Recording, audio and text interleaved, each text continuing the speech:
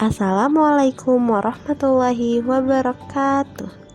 Kali ini kelompok 7 akan membahas materi konsep kewirausahaan dan manajemen produktivitas berwirausaha bersama praktisi. Kelompok 7 terdiri dari Andinda Maharani, Dwi Ayu Puspawati, Farah Nabilah, Rahmawati, dan Septi Nur Syahida. Selamat menyimak. Topik bahasan kali ini ada 5. Yang pertama, konsep kewirausahaan. Yang kedua, unsur-unsur dan prinsip manajemen produktivitas. Yang ketiga, cara menentukan ide usaha. Yang keempat, strategi mencapai keunggulan bersaing. Dan yang kelima, strategi pemasaran yang aktif. Yuk langsung aja ke bahasan selanjutnya.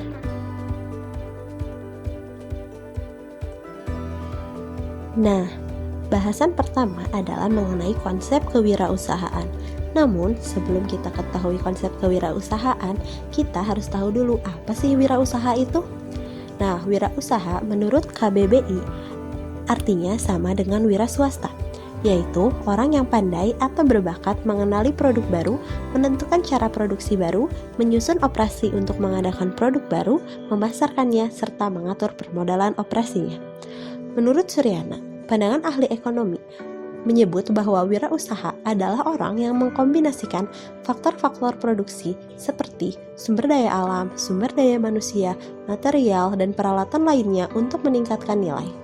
Nah, jadi kita dapat simpulkan bahwa wirausaha itu adalah seseorang yang memiliki kemampuan melihat dan menilai peluang-peluang, mampu mengumpulkan sumber daya yang dibutuhkan untuk mengambil keuntungan dan tindakan yang tepat untuk meraih kesuksesan.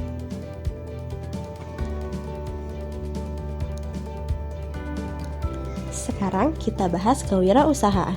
Menurut Winnickers dan Turek, kewirausahaan atau entrepreneurship adalah kemampuan dan kemauan individu yang berasal dari diri mereka sendiri, baik dari diri sendiri, dalam tim, di dalam ataupun di luar organisasi yang ada, untuk menemukan dan menciptakan peluang ekonomi baru.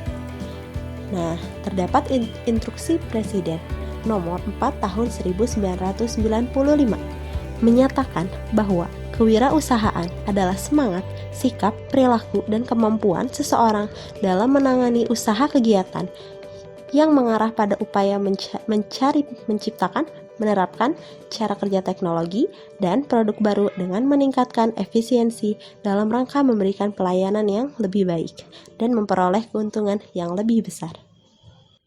Lalu, menurut Zimmer, nilai dapat diciptakan melalui cara-cara berikut.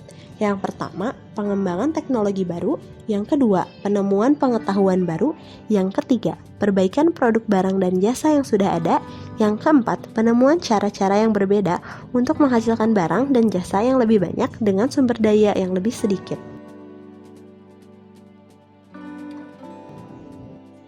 Nah, kita dapat simpulkan konsep kewirausahaan sendiri, yaitu kemampuan individu dalam menciptakan sesuatu yang baru dan berbeda dari yang telah ada, bergantung pada kreativitas dan inovasi individu tersebut. Individu harus mampu menganalisa pasar seperti daya jual beli, kebutuhan dan keinginan masyarakat, dan juga target pasar, serta keberlangsungan atau jangka waktu suatu usaha tersebut akan berlangsung dan bertahan. Yuk kita lanjut ke bahasan kedua. Nah, yang selanjutnya akan kita bahas adalah mengenai unsur-unsur dan prinsip manajemen produktivitas. Apa sih produktivitas itu? Menurut Hussein Umar, produktivitas merupakan perbandingan antara hasil yang dicapai atau output dengan keseluruhan sumber daya yang digunakan atau input. Dalam manajemen produktivitas, ada prinsipnya yaitu efektif dalam mencapai tujuan dan efisien menggunakan sumber daya. Unsur-unsurnya ada 3. Yang pertama ada efisiensi. Efisiensi merupakan suatu ukuran dalam membandingkan penggunaan masukan atau input yang direncanakan dengan penggunaan masukan yang sebenarnya terlaksana. Yang kedua ada efektivitas. Efektivitas merupakan suatu ukuran memberikan gambaran seberapa jauh target yang dapat tercapai baik secara kuantitas maupun waktu. Semakin besar persentase target yang tercapai, semakin tinggi juga tingkat efektivitasnya. Dan yang terakhir ada kualitas. Kualitas merupakan salah satu ukuran produktivitas. Kualitas input dan kualitas proses akan meningkatkan kualitas output. Nah, selanjutnya menentukan ide usaha. Ide-ide untuk memulai sebuah usaha atau bisnis diawali dengan mengamati lingkungan. Biasanya, ide baru muncul sebagai hasil dari proses interaksi seseorang dengan lingkungan. Untuk memahami kebutuhan masyarakat, diperlukan suatu diagnosa terhadap lingkungan usaha secara keseluruhan yang meliputi faktor ekonomi, politik, pasar, persaingan, pemasok, teknologi, sosial, dan geografi. Telah banyak fakta yang dapat dikemukakan bahwa masih banyak wirausahawan yang memulai usahanya dengan melihat keberhasilan orang lain atau ikut-ikutan. Padahal, belum tentu orang lain berhasil dalam suatu lapangan usaha, kita juga dapat berhasil dengan lapangan usaha yang sama. Oleh karena itu, dalam memilih lapangan usaha yang akan kita geluti, perlu dipertimbangkan hal-hal berikut ini. Yang pertama, lapangan usaha yang cocok untuk orang lain belum tentu cocok bagi kita. Yang kedua, lapangan usaha yang pada masa lalu menguntungkan belum tentu pada saat ini masih menguntungkan. Atau lapangan usaha yang menguntungkan saat ini belum tentu menguntungkan di masa yang akan datang. Yang ketiga, lapangan usaha yang berkembang baik di suatu daerah belum tentu dapat berkembang dengan baik pula di daerah lain dan sebaliknya. Maka, langkah awal yang perlu kita lakukan adalah menginventarisir berbagai jenis lapangan usaha dan gagasan produk yang bertujuan untuk meningkatkan kualitas hidup manusia. Suryana mengemukakan langkah-langkah yang dapat ditempuh untuk menyeleksi ide usaha adalah sebagai berikut. 1. Menciptakan produk baru dan berbeda. 2. Mengamati pintu peluang. 3. Menganalisis produk dan proses produksi secara mendalam. 4. Menaksir biaya awal. Dan yang kelima, memperhitungkan risiko yang mungkin terjadi.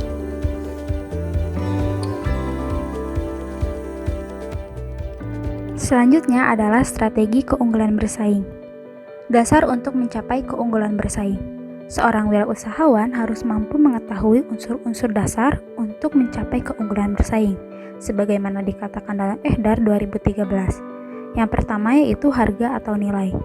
Seorang wirausahawan harus mampu menetapkan biaya rendah, sehingga strategi penetapan harga tidak terlalu tinggi apabila dibandingkan dengan pesaing.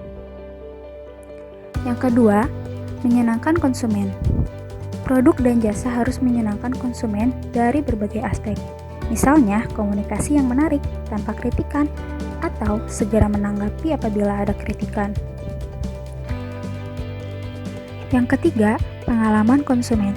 Pengalaman baik atau buruk dari konsumen merupakan catatan penting, maka berikanlah pengalaman yang menyenangkan pada konsumen. Yang keempat, atribut produk yang dapat dicatat.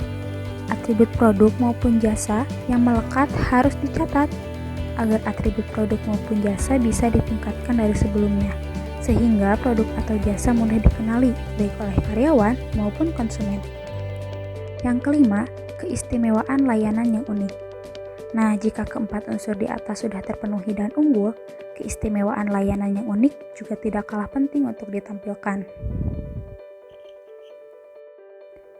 Identifikasi peluang kewirausahaan. Ada dua jenis identifikasi. Yang pertama, analisis lingkungan eksternal perusahaan, yaitu pemahaman sifat dasar eksternal dengan memahami tren-tren umum.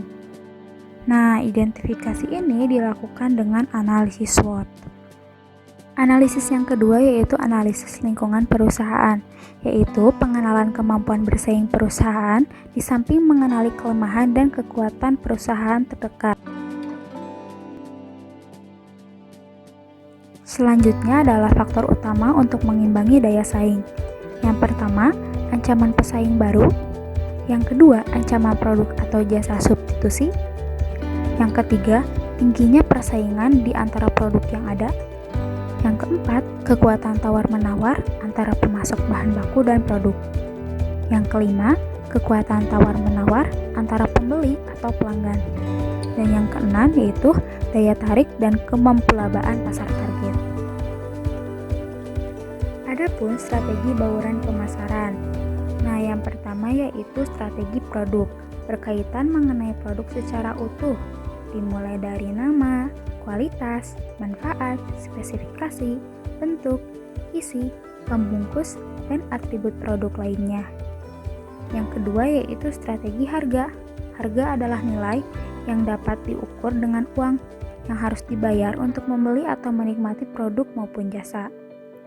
Yang ketiga yaitu strategi tempat dan distribusi, di mana cara perusahaan menyalurkan produk dari tempat awal hingga ke konsumen secara efektif dan efisien, sehingga tidak mengganggu strategi harga. Yang keempat yaitu strategi promosi, usaha untuk mempromosikan produk atau jasa yang dimiliki baik secara langsung maupun tidak langsung. Selanjutnya yaitu strategi pemasaran yang efektif. Strategi pemasaran adalah cara yang dilakukan dengan kemampuan yang dimiliki untuk menentukan harga jual, menetapkan segmen konsumen, memilih jalur penjualan, mempromosikan produk ditunjukkan terhadap segmen konsumen yang dipilih. Di sini diperlukan suatu strategi pemasaran yang efektif bertujuan agar pemasaran yang kita lakukan benar-benar dapat menginformasikan produk yang kita jual dapat dipahami dengan jelas oleh target konsumen kita. Selanjutnya ada manfaat strategi pemasaran, yaitu 1. Merencanakan produk dan membuat produk yang benar-benar dibutuhkan oleh konsumen. 2. Menentukan harga jual yang tepat. 3. Mempromosikan produk dengan cara dan saluran media yang tepat. Selanjutnya ada strategi pemasaran yang lazim digunakan, yaitu baruan pemasaran atau marketing mix atau lebih dikenal dengan 4P, yaitu 1. Produk. Produk adalah sesuatu yang ditawarkan kepada calon konsumen baik berupa barang maupun jasa. Hal yang meliputi produk yaitu kualitas, merek, desain, dan kemasan. 2. Price atau harga adalah sejumlah uang yang harus dikeluarkan oleh calon konsumen untuk menikmati barang ataupun jasa yang diinginkan. Hal yang meliputi price yaitu daftar harga atau potongan harga atau yang lebih dikenal dengan diskon ataupun sale. 3. Place atau tempat penjualan merupakan lokasi atau tempat di mana calon konsumen bisa dengan mudah menjangkau barang ataupun jasa tersebut. Yang meliputi place yaitu tempat penjualan dan wilayah penjualan. Yang keempat, promotion atau promosi adalah kegiatan atau cara yang dilakukan oleh pengusaha untuk mengenalkan barang ataupun jasa yang akan dijual untuk menarik perhatian konsumen untuk membeli. Hal yang meliputi promotion yaitu brosur, spanduk, poster, iklan, media online yaitu seperti WhatsApp, Instagram, Facebook, dan lain-lain. Sebelum menerapkan 4P, ada beberapa yang harus kita pertimbangkan, antara lain solusi pelanggan atau customer solution, yaitu barang atau jasa yang kita jual seharusnya dapat membantu menyelesaikan masalah konsumen.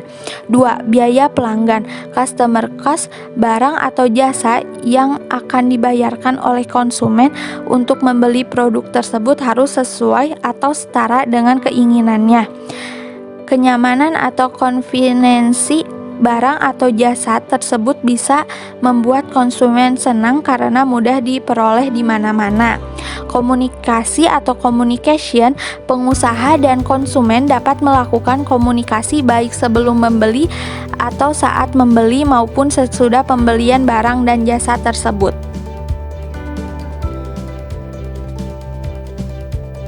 Sekian presentasi dari kelompok kami.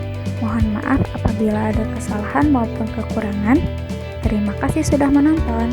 Wassalamualaikum warahmatullahi wabarakatuh.